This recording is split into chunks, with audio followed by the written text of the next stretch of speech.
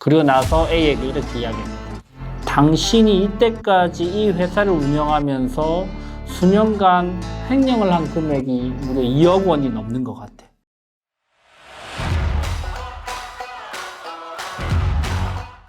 비상장 주식을 공부합시다. 주주스쿨의 류전 변호사입니다. 오늘은 재미난 그런 사례를 한번 생각을 해볼 텐데요. A와 B가 기본적으로 50대 50의 지분을 가지고 있는데 B가 A에 대한 배임 횡령 혐의를 담고 있는 고소장을 준비를 해서 A에게 들이밉니다. 그러면서 이렇게 이야기를 하죠. 다 포기하고 나갈래? 아니면 고소장 제출할까? 상황은 이렇습니다.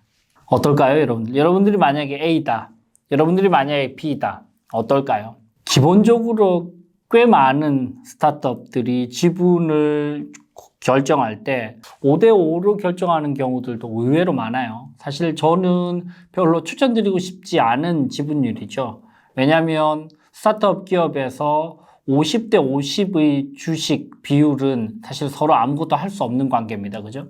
스타트업에서 지배 구조를 장악하는 핵심적인 의사결정 기구는 역시나 주주총회인데 주주총회는 보통 결의가 과반 결의고 특별 결의가 3분의 2 결인데 사실은 5대5라고 하면 과반 결의를 아무도 못 하기 때문에 서로 이제 지지부진한 그리고 서로 이제 다툼이 생길 때 치명적인 약점이 드러납니다. 그죠?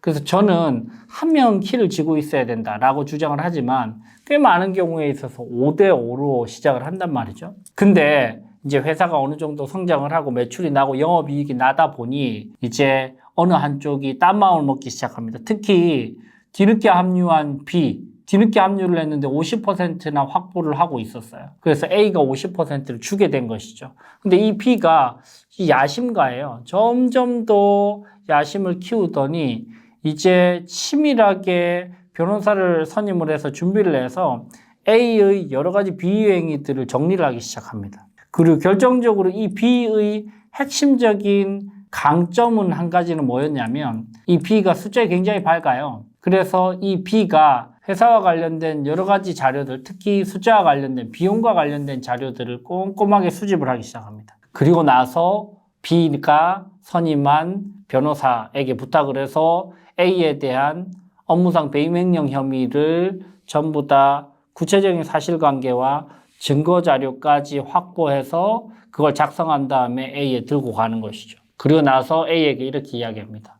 당신이 이때까지 이 회사를 운영하면서 수년간 횡령을 한 금액이 무려 2억 원이 넘는 것 같아. 첫 번째는 배우자에게 일도 하지 않는데 급여를 지금 주고 있고, 두 번째는 지금 가수금을 통해 가지고 빌려갔는데 아직 갚지 않은 금액도 있고, 세 번째는 카드 사용 내역을 보니까 여러 가지 문제가 있는 사용 내역들이 다 많은데 이것들을 다 합치니까 2억에서 3억 정도의 횡령 금액이 발생한다. 요 정도면 구속이 될 수도 있다.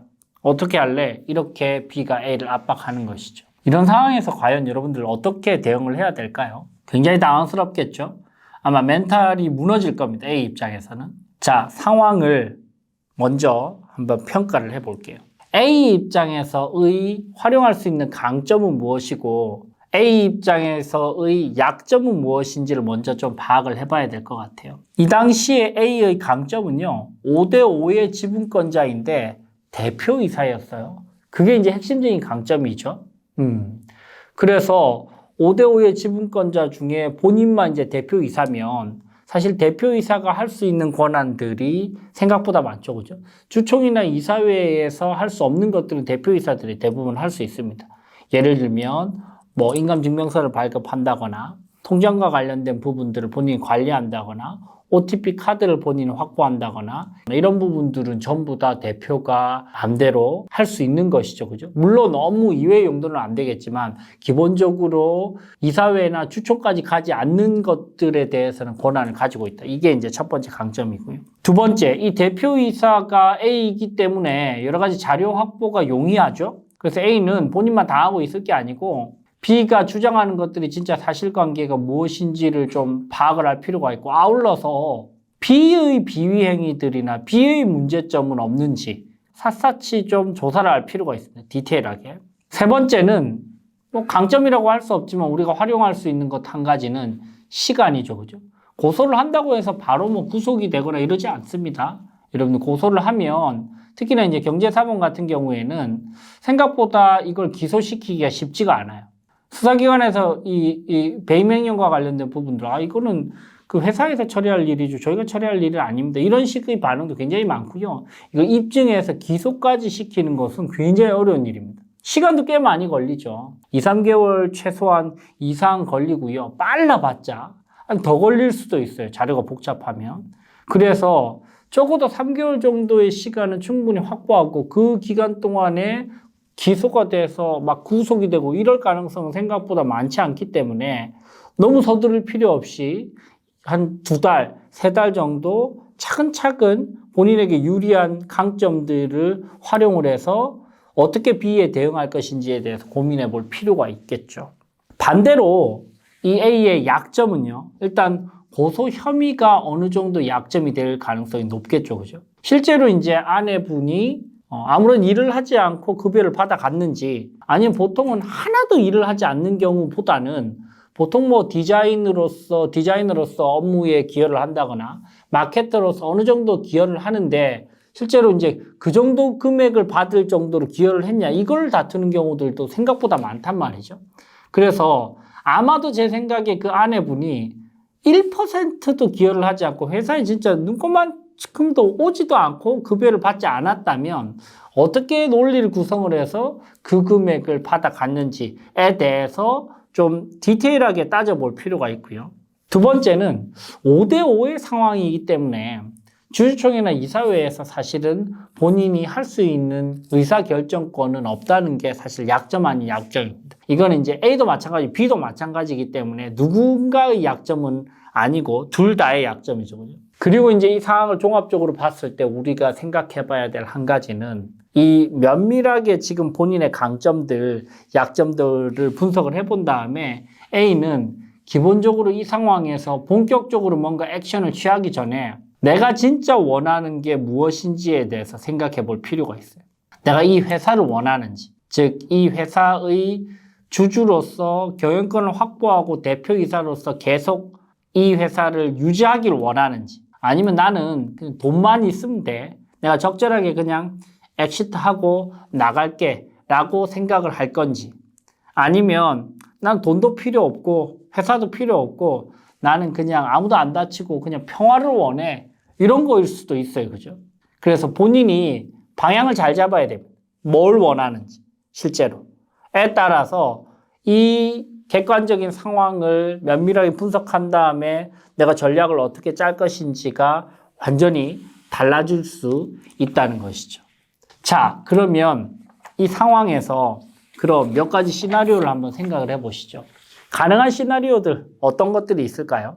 첫 번째, 고소장의 내용이 상당 부분 만약에 사실이라고 했을 때, 즉 이 고소장이 그냥 이제 혐의 정도가 아니고 여러 가지 증거 자료들이나 여러 가지를 봤을 때 이게 상당 부분 이 팩트가 다 맞고 이게 기소가 될 여지까지 있을 때는 이건 잘 생각을 해야 됩니다. 잘못했다가는 진짜 본인이 구속될 수 있고요. 범죄자가 될 수 있고 여기서 실제로 커리어가 완전히 끝날 수도 있단 말이죠. 그래서 먼저 본인이 어떤 스탠스를 취하기 전에 고소장에 대한 면밀한 분석부터 해야 될 것입니다. 그죠?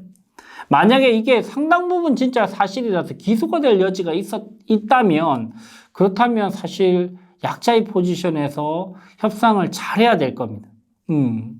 모든 걸 내려놓을 생각도 하고요. 그리고 내가 그냥 내려놓지 않고 그래도 내 지분의 일부를 엑시트를 할 수 있게끔 상대방과 협상을 하면서 나에 대해서 고소를 하지 않는 회사와 상대방 B의 약정서를 받아두고 그리고 나서 합의서를 쓰고 주식 매매 계약서를 쓰고 그리고 나서 특약까지 전부 다 걸고 끝낼 수 있는 그런 포지션을 좀 취해야 되겠죠. 만약에 이게 진짜 사실이라면. 근데 다만 너무 초반부터 본인이 완전히 꼬리를 내리고 그리고 모든 것을 시인한다. 그러면 사실은 쓸 수 있는 카드가 없습니다. 그죠?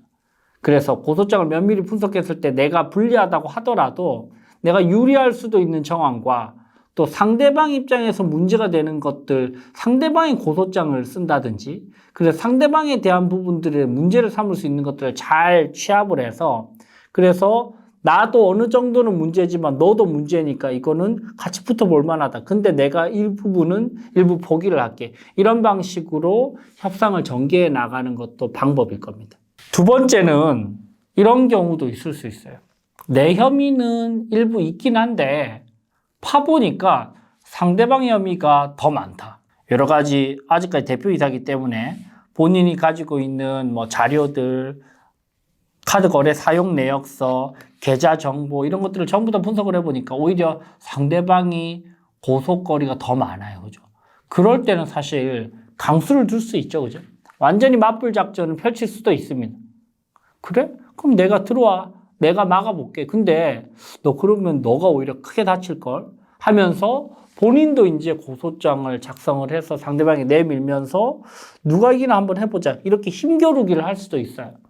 근데 이거는 양쪽 다 진짜 고소를 해버리면 이거는 완전 공중분해되는 리스크도 있을 수 있죠. 그죠? 그래서 내가 어느 정도까지 진짜 자신이 있는지, 얼마나 상대방의 비위행위나 이런 것들이 구체적인지에 따라서 우리가 좀 생각을 해볼 수도 있습니다. 세 번째는 내가 지분을 포기하고 나가거나 아니면 상대방을 지분을 포기하고 나가게 하지 말고 이 문제에 대해서는 서로 이의 제기를 더 이상 안 하기로 하고 나도 너도 이제는 신뢰관계가 없으니 우리는 지분권자로 남고 40대 40 지분권자 예를 들면 20% 지분을 10%씩을 제3의 대표이사를 선임을 해서 그 사람 앉히고 그 사람이 경영하게 하자. 우리는 주주로서 남자라는 창조적인 방식으로 문제를 해결할 수도 있어요. 그죠?